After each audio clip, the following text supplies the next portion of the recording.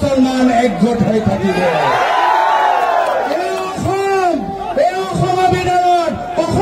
বঙালী একগোট হৈ থাকিব হাইলাকান্দিত গৌৰৱ গগৈয়ে ধুমুহাৰ সৃষ্টি কৰি আহিছে বিধ্বংসী ৰূপত ভাষণ দিছে গৌৰৱ গগৈয়ে লাখ লাখ মানুহৰ মাজত ৰাইজো উৎসাহিত হৈ গৌৰৱ গগৈ ভাষণ শুনিবলৈ দৌৰ মাৰি আহি বেৰিকেড ভাঙি ভাঙি আহিছে আচৰিত পাব ৰাইজসকল আপোনালোকে গৌৰৱ গগৈৰ এই ভিডিঅ'টো চালে তেন্তে ভিডিঅ'টো আপোনালোকৰ মাজলৈ আগবঢ়াই হিন্দু আৰু মুছলমান একগোট হৈ থাকিব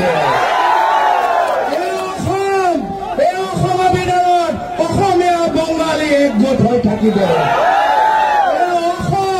অসমৰ ভিতৰত আমাৰ হিন্দী স্পিকিং ভাষিক সংখ্যালঘু ধৰ্মীয় সংখ্যালঘু এই ভাগ বিজেপিয়ে কৰিব নোৱাৰিব যিদৰে আমাক সকলোৱে একত্ৰিত কৰি ৰাখিলে পৰৱৰ্তী দিনত কংগ্ৰেছ চৰকাৰ আহিব এইবাৰ যুঁজ হ'ব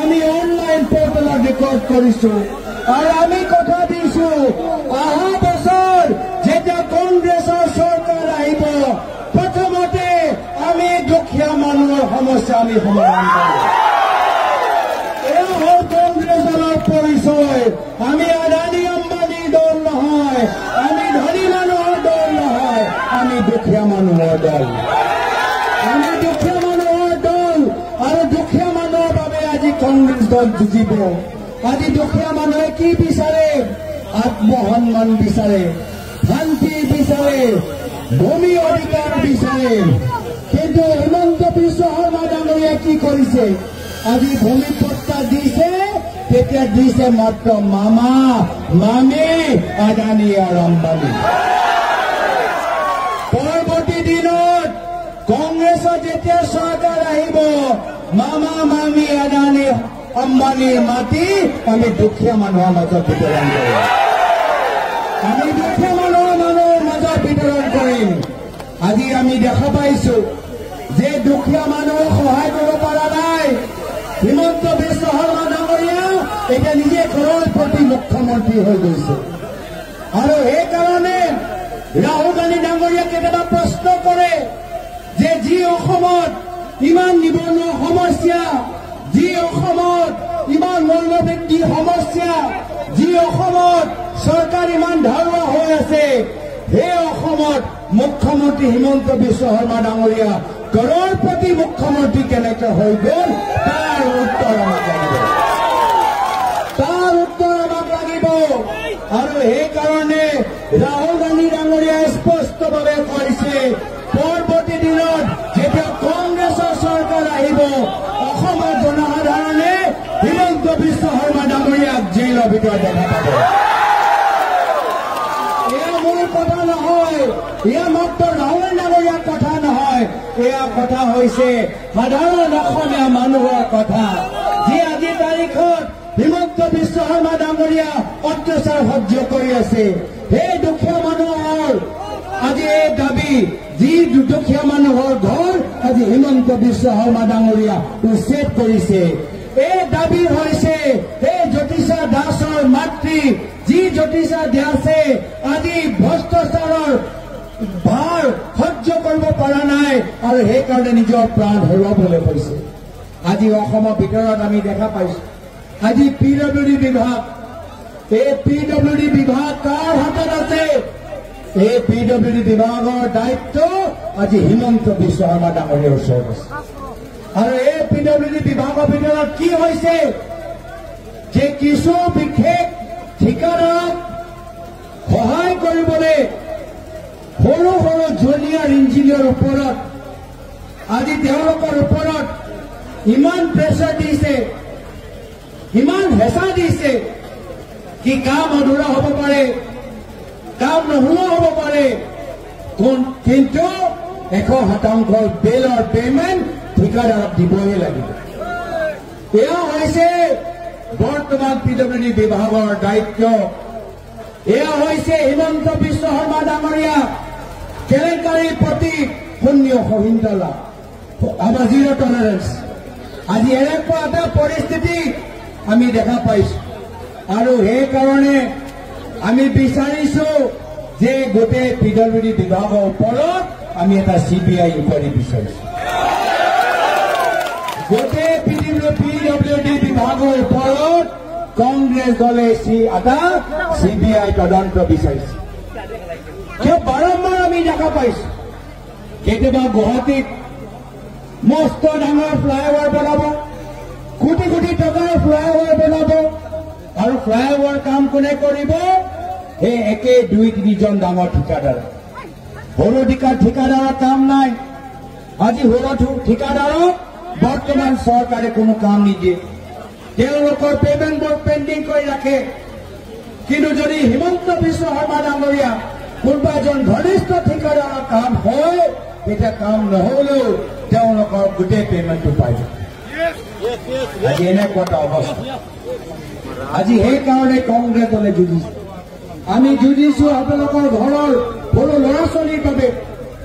প্ৰায়তঃ তৰুণ গগৈদেৱে কি বিচাৰিছে যে যদি অসমৰ সমাজক আগুৱাই লৈ যাব লাগে, তেতিয়া শিক্ষাৰ ক্ষেত্ৰত আমাৰ শিক্ষানুষ্ঠানবোৰ আৰু ভাল কৰিব লাগিব। কিন্তু বৰ্তমানৰ চৰকাৰৰ দিনত আমি কি দেখা পাইছো? প্ৰাক্তন শিক্ষামন্ত্ৰী হিমন্ত বিশ্ব শৰ্মা ডাঙৰীয়া আজি অসমৰ মুখ্যমন্ত্ৰী হৈ যোৱাৰ পিছত চৰকাৰী স্কুল বন্ধ কৰিছে, মদৰ দোকান খুলিবলৈ আৰম্ভ কৰিছে। প্ৰাক্তন শিক্ষামন্ত্ৰী স্কুল বন্ধ কৰি মদৰ দোকান খুলিবলৈ আৰম্ভ কৰিছে। পৰৱৰ্তী দিনত যেতিয়া কংগ্ৰেছৰ চৰকাৰ আহিব, আমি মদৰ দোকান বন্ধ কৰিম আৰু স্কুল আমি পুনৰ খুলিম। আজি এয়া হৈছে বৰ্তমানৰ স্থিতি। আজি মহিলাসকলে নিজকে সুৰক্ষিত নাভাবে। আজি প্ৰত্যেক জিলাৰ ভিতৰত আজি যিসকলে বিজেপি দলৰ পালি নেতাসকল আছে, আজি মহিলাৰ ওপৰত নিৰ্যাতন কৰিছে, মহিলাক অপমানিত কৰিছে। আজি বিজেপি কাৰ্যালয়ৰ ভিতৰত এগৰাকী মহিলাও সুৰক্ষিত নহয়। বাৰম্বাৰ তেওঁলোকে দাবী জনাইছে, কিন্তু হিমন্ত বিশ্ব শৰ্মা ডাঙৰীয়া মনে মনাইছে। আজি এয়া হ'ল তেওঁলোকৰ চৰকাৰ। আজি সেইকাৰণে মানুহে কৈছে যে আমাক এটা বিকল্প লাগে, আমাক সেই দিনবোৰ লাগে যেতিয়া আমাৰ মুখ্যমন্ত্ৰী প্ৰায় তৰুণ গগৈদেৱ আছে। সেই সময়ত এই হিন্দু মুছলমানৰ ৰাজনীতি নাছিল। সেই সময়ত দুখীয়া মানুহৰ ঘৰ কেনেদৰে বনোৱা যায় তাৰ ওপৰত গুৰুত্ব দিয়া গৈছে। গাঁৱৰ সন্মুখত যোৱা ৰাস্তাৰ ওপৰত গুৰুত্ব দিয়া গৈছে। আজি এয়া হ'ল আমাৰ লোকৰ উদ্দেশ্য। আমি বিচাৰো যে যুৱকসকল উচ্চ শিক্ষাৰ ক্ষেত্ৰত ভাল ভাল সুবিধাবোৰ পায়। আমি বিচাৰো গাঁৱৰ ভিতৰত চিকিৎসাৰ ক্ষেত্ৰত আপোনালোকে আৰু সুবিধাবোৰ পাওক। আজি তাৰিখত আজি জল জীৱন আঁচনিৰ আমি পাইপবোৰ দেখা পাইছো, কিন্তু মাত্ৰ পাইপহে আছে, খোৱা পানী নাই। পাইপ আছে, খোৱা পানী নাই। কিয়? আজি তেওঁলোকে মাত্ৰ আজি পইচা লুটিবলৈ বিচাৰে, মাটি লুটিবলৈ বিচাৰে। দুখীয়া মানুহক উচ্ছেদ কৰিব, বৰষুণত উচ্ছেদ কৰিব, তেওঁলোকে কোটি কোটি টকা প্ৰজেক্ট বহাব, আৰু তাৰ পিছত যি দলে গৰু নামত ভোট বিচাৰে, আজি তেওঁলোকে হৈ গৈছে গৰু চোৰ। যিসকলে গৌ মাতাৰ নামত ভোট বিচাৰে, আজি তেওঁলোকৰ মানুহবোৰে অসমৰ ভিতৰত গৰু চিণ্ডিকেট চলাই আছে। তেওঁলোকৰ ওপৰত একো একশ্যন নলয়। আজি সেয়া দুখৰ কথা যে আমি ইণ্ডাষ্ট্ৰী বহাবলৈ বিচাৰো, আমি থলুৱা আমাৰ ব্যৱসায় কৰা মানুহক আমি সহায় কৰিবলৈ বিচাৰো, কিন্তু আজি অসমৰ ভিতৰত কোনো থলুৱা উদ্যোগ কৰা ব্যৱসায়ীৰ কাৰণে স্থান নাই। আজি অসমৰ ভিতৰত যদি উদ্যোগ চলি আছে, মাত্ৰ চিণ্ডিকেটৰ উদ্যোগ চলি আছে। কয়লা চিণ্ডিকেট, বালি সিন্ডিকেট, পাথৰৰ সিন্ডিকেট আৰু আটাইতকৈ বেছি হাইলাকান্দি বাৰাকৰ সুপাৰী সিন্ডিকেট চলি আছে। সুপাৰী সিন্ডিকেট চলি আছে। এটা ট্ৰাকৰ পৰা ক'ৰবাত 5 লাখ টকা লৈছে, ক'ৰবাত 10 লাখ টকা লৈছে, ক'ৰবাত 15 লাখ টকা লৈছে।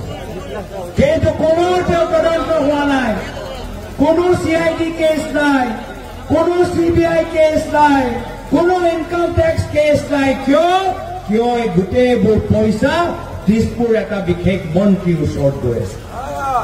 দিছপুৰত থকা ভিতৰত এজন বিশেষ মন্ত্ৰী ঘৰত আজি বাৰাকৰ কয়লা, বালি, সুপাৰী, শিলৰ সিন্ডিকেটৰ পইচাবোৰ গৈছে। আজি সিন্ডিকেটৰ ট্ৰাক বৰাকৰ ইমান চলি আছে যে আজি ৰাস্তা দলংবোৰ বেয়া হৈ গৈছে। আজি গেমনৰ দলং আজি বেয়া হৈ গৈছে। সেইদিনা ক'ৰবাত কোনটো দলং ভাঙি গ'ল যে বাংলাপাৰা দলং, গেমন ব্ৰিজ, এনেকুৱা ঢেৰ উদাহৰণ যে আজি সিন্ডিকেটৰ বাবে আজি বৰাকৰ অৱস্থা নাই। আজি আমি হাইলাকান্দি লৈ আছো। হাইলাকান্দিৰ ভিতৰত বহুত কৰিবলগীয়া কাম আছে। এই হাইলাকান্দিয়ে জিলায় মহান মহান পুৰুষক জন্ম দিছে। প্ৰয়াত গৌৰীশংকৰ ৰায়, প্ৰয়াত সন্তোষ ৰায়, প্ৰয়াত আব্দুল মোহন মজুমদাৰ দেৱ, এনেধৰণৰ মহান মহান পুৰুষক এই হাইলাকান্দি জিলাই জন্ম দিছে। কিন্তু আজিৰ তাৰিখত গোটেই হাইলাকান্দি আজি য'ত 3টা সিট আছিল, এই বিজেপি চৰকাৰে আপোনালোকৰ ৰাজনৈতিক শক্তি বৃদ্ধি হোৱা নিবিচাৰে। সেইকাৰণে 3টা সিটৰ পৰা এটা সিট তেওঁলোকে কাঢ়ি লৈ গুচি গ'ল। সেয়া হ'ল তেওঁলোকৰ উদ্দেশ্য যে হাইলাকান্দি মানুহক দুৰ্বল ৰাখিবলৈ বিচাৰে, হাইলাকান্দি মানুহক দুখীয়া ৰাখিবলৈ বিচাৰে। কিন্তু আজি মই ইয়াত আহিছো আৰু আপোনালোকৰ মাজত আজি কথা কওঁতে মই আজি সাহস পাইছো। আৰু আজি এই সভাৰ পৰা আমি ক'ব পাৰো যে অহা বছৰ বিধানসভা নিৰ্বাচনত 2টা সিট কংগ্ৰেছলৈ দখল কৰিব, 2টা সিট কংগ্ৰেছলৈ দখল কৰিব। কিন্তু তাৰ বাবে আমাক কষ্ট কৰিব লাগিব। হাতত বেছি সময় নাই, মাত্ৰ 8-9 মাহ। এই 8-9 মাহ দিনে ৰাতি আমাক কষ্ট কৰিব লাগিব। য'ত ভাল আছে তাত আৰু ভাল কৰিব লাগিব। কিন্তু সময় তাত বেছি দিব লাগিব য'ত অৱস্থা ইমান ভাল নহয়। য'ত সংগঠন ভাল আছে তাত সেই সংগঠনত আৰু বহল কৰিব লাগিব। কিন্তু বেছি জোৰ তাত দিব লাগিব য'ত সংগঠন অলপ কম। আৰু সেইকাৰণে আজি আমাক প্ৰদেশ কংগ্ৰেছৰ ফালৰ পৰা যিমান কষ্ট কৰিব লাগে আমি কষ্ট কৰিবলৈ প্ৰস্তুত। সংগঠনটো যিমান শক্তিশালী কৰিব লাগে আমি কষ্ট, ত্যাগ আৰু বলিদান কৰিবলৈ আমি প্ৰস্তুত। আপোনালোকে এই বৰাক অঞ্চলত, এই হাইলাকান্দি জিলাত আপোনালোকে স্থানীয় বিজেপিৰ লগত যুঁজি থাকক। দিছপুৰত মই হিমন্ত বিশ্ব শৰ্মা ডাঙৰীয়াৰ লগত যুঁজিম। আপোনালোকে ইয়াত যুঁজক, দিছপুৰত হিমন্ত বিশ্ব শৰ্মা ডাঙৰীয়াৰ লগত আমি যুঁজিম আৰু আমি জিকিম। সেইকাৰণে আজি আপোনালোকৰ মাজত আহিছো। আশা কৰো যে আজি এই সভাৰ পিছত আমি নিজৰ দায়িত্ব যে পাহৰি নাযাওঁ। আমি নিজৰ দলটোক আৰু বহল কৰিব লাগিব। মহিলাসকলৰ সংখ্যা বৃদ্ধি কৰিব লাগিব। নৱপ্ৰজন্মৰ যুৱকসকলৰ সংখ্যা বৃদ্ধি কৰিব লাগিব। পুৰণা মানুহবোৰ ঘূৰাই আনিব লাগিব, নতুন মানুহবোৰ যোগ কৰিব লাগিব। আমি কংগ্ৰেছ দল যদিও আমাৰ আদৰ্শ পুৰণি, এটা নতুন প্ৰগতিশীল চিন্তাৰে আমি ৰাইজৰ মাজত থাকিবলৈ বিচাৰো। যিদৰে 15 বছৰ প্ৰয়াত তৰুণ গগৈদেৱ সহজ সৰলভাৱে ৰাইজক সেৱা কৰি গ'ল, আগন্তুক দিনত আমি ৰাইজক সেৱা কৰিবলৈ বিচাৰিছো। আৰু সেইকাৰণে আজি এই সভাৰ পৰা আমি যথেষ্ট সাহস পাম। আৰু আমিও আশা কৰো যে এইখন সভা চাই আপোনালোকেও গম পাব যে কংগ্ৰেছ দল আহি আছে। সেইকাৰণে আজি এই সভা আয়োজন কৰিবলৈ আমাৰ স্থানীয় মানুহে যথেষ্ট কষ্ট কৰিছে, মণ্ডলবোৰে যথেষ্ট কষ্ট কৰিছে, ব্লকবোৰে যথেষ্ট কষ্ট কৰিছে। কিন্তু পৰৱৰ্তী দিনত মই এবাৰ আহিম মাত্ৰ যুৱকসকলৰ সভাৰ বাবে। মই এটা সভাত মাত্ৰ যুৱকসকলক দেখিবলৈ বিচাৰো। আকৌ ভৱিষ্যত আহিম এটা সভাত মাত্ৰ মহিলাসকলক মই দেখিবলৈ বিচাৰো। আকৌ আমি আহিম আৰু আমাৰ এই টাউনত মাত্ৰ বয়োজ্যেষ্ঠসকলৰ লগত আমি বহি মত বিনিময় কৰিবলৈ বিচাৰো। যিদৰে বহুত মৰম প্ৰয়াত তৰুণ গগৈদেৱে কৰিছিল, বৰাকৰ অঞ্চলৰ বাবে বিশেষ পেকেজৰ ঘোষণা কৰিছিল। আমি একে আদৰ্শ লৈ আমি বৰাকৰ ৰাইজক আগন্তুক দিনত আমি মৰম কৰিবলৈ বিচাৰো। কিমানবোৰ সমস্যা আছে, আজিও দ্বিমতৰ সমস্যা ডাঙৰ সমস্যা। প্ৰয়াত তৰুণ গগৈদেৱে সদায় কৈছিল যে আমি দ্বিমতৰ সমস্যা সমাধান কৰিব লাগিব। ভোটৰ তালিকাত আজি বহুত মানুহে ভোট দিছে, তেওঁলোকৰ সাংবিধানিক অধিকাৰ আমি সুৰক্ষিত কৰি ৰাখিব লাগিব। কিন্তু আজিৰ তাৰিখত বিজেপি দলে কি কৰিছে, যিসকলে বিজেপিৰ বিৰুদ্ধে ভোট দিয়ে আজি তেওঁলোকৰ নাম ভোটৰ লিষ্টৰ পৰা কৰ্তন কৰিবলৈ বিচাৰিছে। আজি এয়া হৈছে তেওঁলোকৰ উদ্দেশ্য। আজি বিহাৰৰ ভিতৰত কি কৰিছে তেওঁলোকে, যে যিসকলে বিজেপিক ভাল নাপায় ভোটৰ তালিকাৰ পৰা তেওঁলোকৰ নাম কৰ্তন কৰিবলৈ বিচাৰিছে। সেইকাৰণে আমি সকলোৱে সতৰ্ক হ'ব লাগিব, আমি সকলোৱে সজাগ হ'ব লাগিব। আজিৰ পৰাই আমাৰ নিজৰ নাম ভোটৰ তালিকাত থাকক, তাৰ বাবে নিজৰ ভোটৰ তালিকাৰ দায়িত্ব ল'ব লাগিব। আমি যদি সকলোৱে নিজৰ নিজৰ ভোটৰ তালিকাৰ পৃষ্ঠাৰ দায়িত্ব লওঁ, তেতিয়া আমি পৰৱৰ্তী দিনত নিজৰ ভোটৰ তালিকাৰ ভিতৰত নিজৰ অধিকাৰ আমি সুৰক্ষিত ৰাখিব পাৰোঁ। আৰু কংগ্ৰেছ দলে সহায় কৰিব। কংগ্ৰেছ দল আগন্তুক দিনত প্ৰত্যেক জিলাত প্ৰত্যেক ব্লকৰ ভিতৰত আমাৰ ভোটাৰসকলক সজাগ কৰিবলৈ এটা শিবিৰ পাতিব। আমি ভোটৰ এৱেৰনেছ কেম্প। ভিডিঅ'টো এইখিনি আছিল গৌৰৱ গগৈৰ হেলাকান্দিৰ এই ভিডিঅ'টো মই আপোনালোকৰ মাজলৈ আগবঢ়ালো। ভিডিঅ'টো চাই আপোনালোকে কেনেকুৱা পালে মোক কমেণ্ট কৰি জনাব। প্ৰথমবাৰ যদি চেনেললৈ আহিছে চেনেলটো ছাবস্ক্ৰাইব কৰি ৰাখিব। তো ঠিক আছে ৰাইজ, আজি ভিডিঅ'টো এটা সামৰণি মাৰিছোঁ। পুনৰ লগ পাম নতুন এটা ভিডিঅ'ৰ সৈতে। আজিলৈ বাই বাই।